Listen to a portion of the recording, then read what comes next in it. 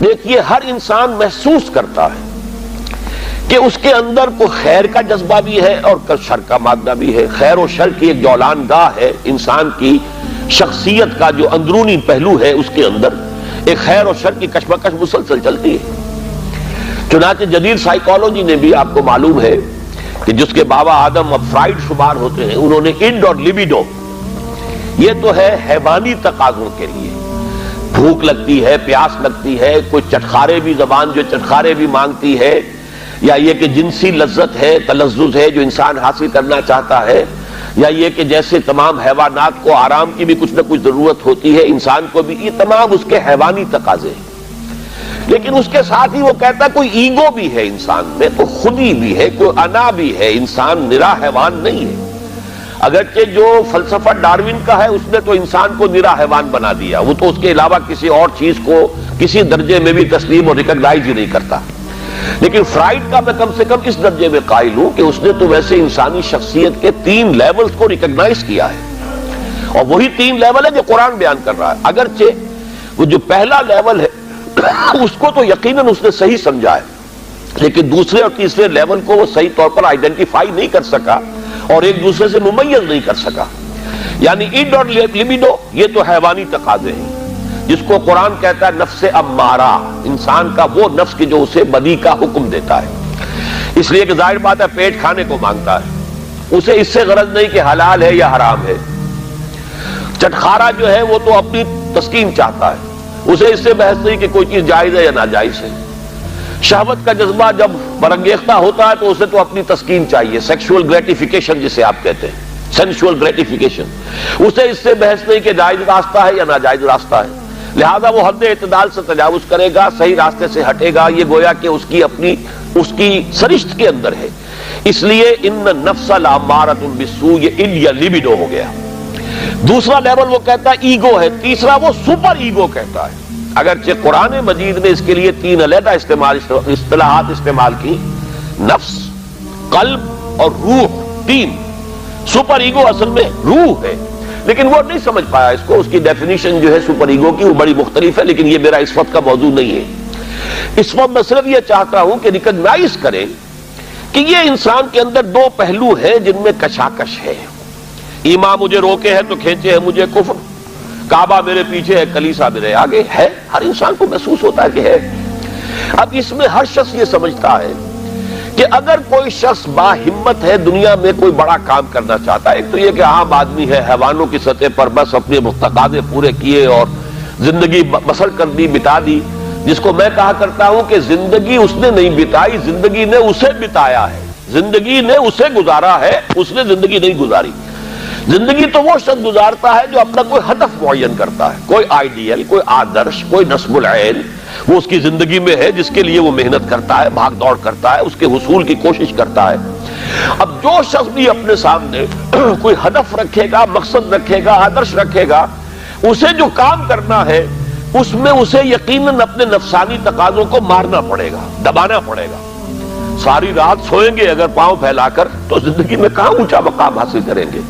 آپ انگریزی میں بھی محاورہ جانتے ہیں، burning mid night oil, mid night lamp, ساری رات آدھی رات جاگ کر کام کرتے ہیں. تبھی تو یہ کہ جو حضرت علی نے بھی کہا ہے کہ یغوث البحر من طلب العالی ومن طلب العلا سہر اللیالی. جو شخص چاہتا ہے کہ میں موتی سمندر کی تہہ میں سے نکال کر لاؤں تو اسے ظاہر بات ہے کہ اسے سمندر میں غوطہ لگانا پڑے گا. اسی طریقے سے جو زندگی میں اونچا مقام چاہتا ہے اسے راتوں کو جاگنا پڑے گا. ومن طلب العلا سہر اللیالی ومن طلب العلا من غیر قد اضاع العمر فی طلب المحال. بغیر محنت اور کوشش کے اگر کوئی شخص چاہتا ہے کہ کوئی اونچا مقام حاصل ہو جائے تو وشفل تھنکنگ میں وہ اپنی زندگی ضائع کر بیٹھتا ہے، کوئی اونچا مقام حاصل نہیں کر سکتا. گویا کہ کوئی بھی صاحب ہمت آدمی دنیا میں کوئی کام نہیں کر سکتا جب تک کہ اپنے حیوانی تقاضوں کو ذرا دبائے نہ، قابو میں نہ رکھے، اپنے کنٹرول میں نہ رکھے. اس کے لیے لفظ ہے سیلف کنٹرول، ضبط نفس. یعنی ہمارے اندر جو ہماری خودی ہے، مانوی شخصیت ہے، میں اس وقت ایگو اور سپر ایگو ان دونوں کو جمع کر کے لفظ استعمال کر رہا ہوں. انا، یہ جو ہماری انا ہے، میں، یہ میں جو ہے یقیناً میرے اس حیوانی وجود سے علیحدہ شے ہے. جب میں کہتا ہوں میرا جسم، وہ میں کون ہے جس کا کہ یہ جسم ہے؟ وہ میں کوئی علیحدہ شے ہے نا اس سے. میری آنکھ، میرے کان، میرا سر، میرے پاؤں، میرا ہاتھ، میری ٹانگیں، یہ سب کچھ تو میرا جسم، میرا وجود. میں کون ہے؟ وہ انا ہے، وہ خودی ہے، وہ ایگو ہے، وہ سیلف ہے. تو یہ جو خودی ہے، یہ جو سیلف ہے، یہ جو انا ہے، یہ جو ایگو ہے، یہ اگر اتنا قوی نہیں ہے کہ وہ اپنے حیوانی تقاضوں کو کنٹرول میں رکھ سکے تو پھر زندگی میں کوئی بڑا کام وہ نہیں کر سکتا. پھر زندگی اسے گزار جائے گی، وہ زندگی بسر نہیں کرے گا. تو گویا کہ ضبط نفس ہر صاحب ہمت اور کسی بھی صاحب مقصد انسان کے لیے لازم ہے کہ وہ اپنے نفس کو کنٹرول کرے. اب ظاہر ہے اس کے لیے یہی کرنا پڑے گا تاکہ ہم اپنے آپ کو خوگر بنائیں، بھوک کا، پیاس کا، سختیوں کا، رات کو جاگنے کا، مشقتیں جھیلنے کا خوگر بنائیں. تو روزہ گویا کہ بالکل واضح طور پر سامنے بات آ گئی، اور یہ سب سے اونچا لیول سمجھ لیجئے جس کو ہم کہیں گے رائٹنگ آن دی وال. جیسے پانی زمین پر ہمیں بہتا ہوا دریا کا نظر آ رہا ہے، سرفیس واٹر، یہ گویا کہ اس کے مطابق سیلف کنٹرول، ضبط نفس کی ایک مشق ہے روزہ. بھوکا رہنا، پیاسا رہنا، تاکہ ہماری خودی، ہماری انا، ہمارا سیلف، ہماری ایگو، وہ ہمارے اڈ اور لیبیڈو پر، حیوانی تقاضوں پر، ان کے اوپر پوری طرح قابو یافتہ ہو. اب اس کی مثال یوں سمجھیے کہ جیسے گھوڑا اور اس پر سوار. یہ ہماری خودی یا انا یا سیلف جو ہے یہ سوار ہے، اور ہمارا یہ جسم گھوڑا ہے. اب اگر گھوڑا جو ہے سرکش ہے اور منہ زور ہے اور سوار کے قابو میں نہیں ہے، تو اس کا مطلب تو یہ ہے کہ سوار کی زندگی اس کے رحم و کرم پر ہے، جہاں چاہے گا پٹک دے گا، جدھر چاہے گا نکل جائے گا. لیکن اگر سوار جو ہے وہ طاقتور ہے، مضبوط ہے، گھوڑے کے اوپر اس نے قابو کیا ہوا ہے، اس کی دونوں رانے جو ہیں وہ بھی گھوڑے کو محسوس ہو رہی ہے کہ میری پسلیوں کے اندر پوری قوت کے ساتھ دسی ہوئی ہے، لہذا وہ گھوڑا جو ہے اب حکم مان رہا ہے اپنے سوار کا. تو اب یہ کہ انسان جو ہے اس سواری کے ذریعے سے اپنا جو بھی مقصد ہے، جو منزل ہے، وہاں تک پہنچ جائے گا. تو ہماری انا یا خودی یا سیلف، یہ ایگو، یہ ہمارا وہ سوار ہے جو ہمارے اس حیوانی وجود کے گھوڑے پر، مرکب پر سوار ہے. اگر تو یہ خودی مضبوط ہے، توانا ہے، طاقتور ہے، کنٹرول میں ہے، تو یہ جو جسم ہے، یہ حیوان جو ہے، یہ گویا کہ اب اس کے تابع ہو گیا اور وہ اپنے مقصدی زندگی کے حصول کے لیے اس کو استعمال کرے گا. اور اگر یہ کمزور ہے، اس کی انا یا خودی، تو پھر تو وہ زندگی جو ہے اور اس کے حیوانی تقاضے اسے جس طرح چاہیں گے استعمال کر دیں گے. تو پہلی بات ہوئی کہ یہ ضبط نفس ہے. اور ایک بات یہاں پر تھوڑی سی اور واضح کر دوں، اسلام نے سیلف انیہیلیشن کی اجازت نہیں دی ہے، سیلف کنٹرول کی اجازت دی ہے. یہ جو راہبانہ تصورات رہے ہیں دنیا کے مذاہب کی جو تاریخ ہے، اس میں تو سیلف انیہیلیشن، اس نفس کو کچل دو، کچل دو، کچل دو. جیسی جیسی تپسیائیں ہندو یوگی کرتے رہے ہیں، یا جیسی جیسی ریاستیں، رہبان جو ہوتے تھے حضرت عیسیٰ علیہ السلام کے ماننے والے عیسائی راہب، اگر آپ ہسٹری آف کرسچن موناسٹسزم پڑھیں گے تو واقعی رومتے کھڑے ہو جاتے ہیں کہ کتنی تپسیائیں اور کتنی ریاضتیں سخت وہ لوگ کرتے تھے. لیکن یہ اسلام میں نہیں ہے. لا رہبانیت فی الاسلام. اسلام نے تو کہا یہ تمہارا وجود تمہارا گھوڑا، اسے استعمال کرو، بس تمہارا کنٹرول اس پر ہونا چاہیے، تم اس کے تابع نہ ہو جاؤ، یہ تمہارے تابع رہے. یہاں تک کہ حضور نے حضرت عبداللہ ابن عمرو بن العاص رضی اللہ تعالیٰ عنہما، ان کی ایک حدیث بھی ہمیں آج پڑھنی ہے. حضرت عمرو بن العاص جو ہیں وہ تو بڑے سیاستدان اور جرنیل، وہ تو اور طرح کے انسان تھے مزاجی اعتبار سے، اور یہ جو ان کے بیٹے ہیں عبداللہ ابن عمرو بن العاص، یہ انتہائی زاہد و عابد، انتہائی زاہد، ہر روز روزہ اور پوری پوری رات کھڑے ہیں، نوافل پڑھ رہے ہیں. تو حضور کو جب معلوم ہوا، بلایا، یا عبداللہ اولم اخبر انک تصوم الدہر و تقوم اللیل. اے عبداللہ، مجھے تو یہ خبر دی گئی ہے کہ تم ساری رات کھڑے رہتے ہو، نماز پڑھتے ہو، نہ تمہارا سروکار اپنے گھر والوں سے ہے، نہ بیوی سے کوئی تعلق ہے، نہ کسی اور سے ہے، اور پورا ہر روز روزہ رکھتے ہو. انہوں نے عرض کیا، بلا یا رسول اللہ، حضور ایسا تو ہے، کیسے انکار کرتے؟ فرمایا لا تفعل، ہرگز مت ایسا کرو. فَإِنَّ لِنَفْسِكَ عَلَيْكَ حَقًّا. ذرا یہ حدیث کے ان الفاظ کو نوٹ، تمہارے نفس کا بھی تم پر حق ہے. اس نفس کو کچلنا نہیں ہے، اس کو کل نہیں کرنا ہے، سیلف انیہیلیشن نہیں ہے، اس کا بھی حق ہے.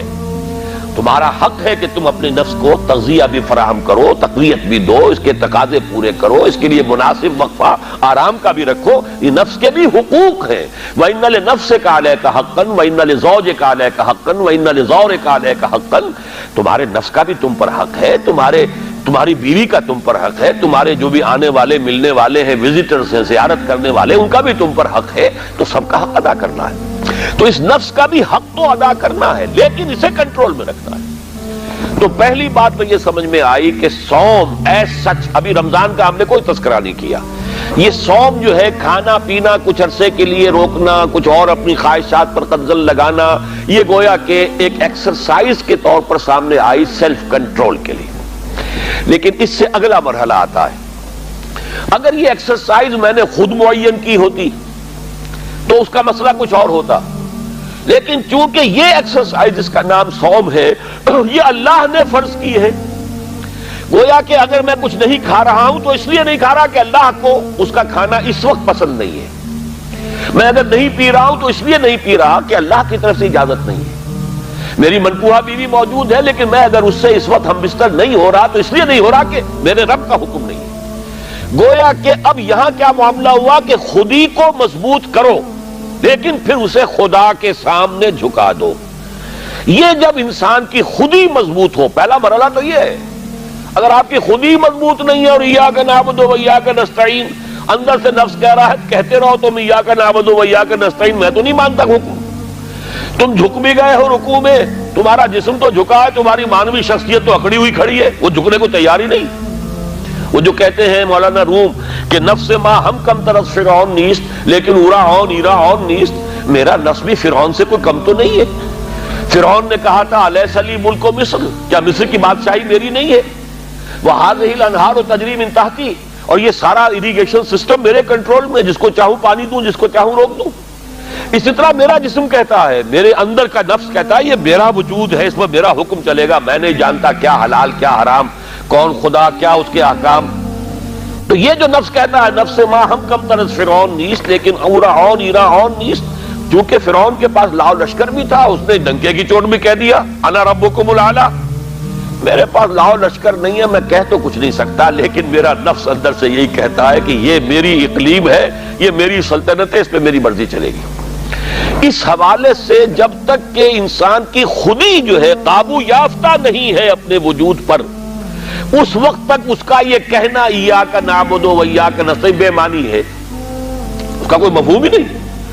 میں اس کی مثال یہ دیا کرتا ہوں کہ فرض کیجئے شہنشاہ اکبر کا دور ہے یا شاہجہاں کا یا جہانگیر کا، اور کوئی ہندو راجا کہیں کا تھا، اس سے پہلے باغی تھا، اب وہ حاضر ہوا ہے سر اطاعت خم کرنے کے لیے، تو اس کا یہ فعل اسی وقت بامانی ہے جب اس کی اپنی حکومت اس ریاست میں قائم ہے۔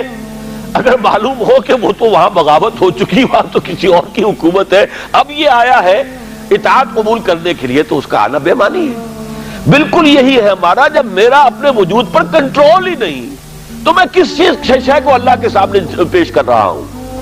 اسلمت وجہی الیک، اللہم انی وجہت وجہی الیک واسلمت نفسی الیک، اے اللہ میں نے اپنے نفس کو تیرے سامنے جھکا دیا ہے، تیرے سامنے سرنگوں کر دیا ہے، وہ نفس تو میرا کہنا مان ہی نہیں رہا۔